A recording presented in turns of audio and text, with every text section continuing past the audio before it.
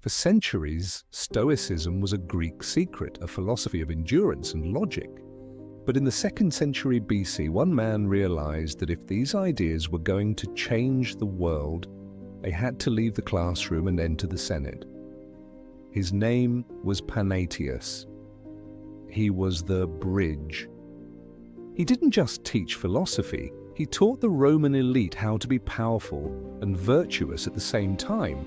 He transformed Stoicism from a rigid set of rules into a practical toolkit for the man of action.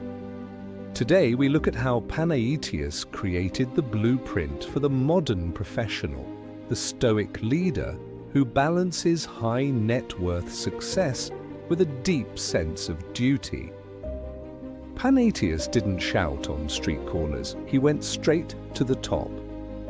He became the resident philosopher for Scipio Aemilianus, the most powerful man in Rome. This became known as the Scipionic Circle. It was the original mastermind group. In modern finance, we know that your network is your net worth. Panaetius understood that by influencing the influencers, he could change the culture. He taught the Roman generals that their wealth wasn't a sin, provided it was used for the public good. He turned success into a duty. If you want to scale your impact, you have to find your circle. You don't need 1,000 followers, you need the right 3 mentors. Panaetius wrote the book on how to live a public life. His work on duties was so influential that Cicero later used it as the basis for his own masterpiece. Panaetius shifted the focus from the perfect sage to the progressing man. He argued that we all play different roles, as citizens, as parents, and as professionals. For the modern investor, this is the code of conduct. It's not just about making money, it's about how you make it. Are you fulfilling your duty to your clients, your family, and your future self? Panaetius believed that reputation is a long-term asset that pays higher dividends than any short-term scheme. Panaetius was the first to suggest that we have 4 personae, or characters. Our shared human nature, our individual temperament, our circumstances, our career choice. He taught that you must live in accordance with your specific nature. This is the ultimate lesson in product market fit for your life.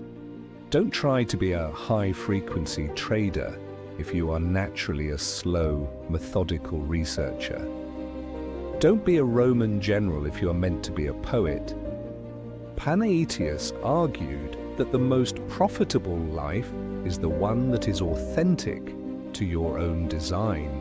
Success comes when your external actions align with your internal software.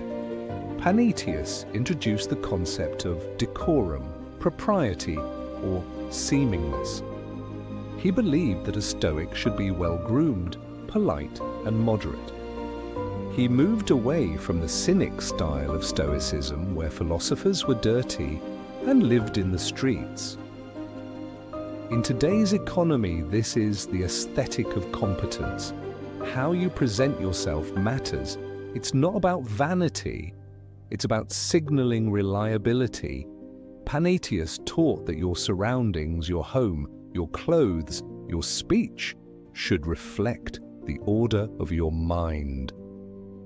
A messy environment is a signal of a messy portfolio. Order in the internal leads to order in the external. Panaetius died around 109 BC, but he had already won. He had successfully embedded Stoicism into the DNA of the Roman Empire. Because of him, the most powerful men in history, including Marcus Aurelius, would eventually call themselves Stoics. He proved that philosophy doesn't have to be poor to be pure. He showed us that you can be a leader, an influencer, and a man of wealth, as long as you remain a man of duty. As you build your empire today, remember the Roman bridge. Build for utility, act with decorum, and never forget your duty.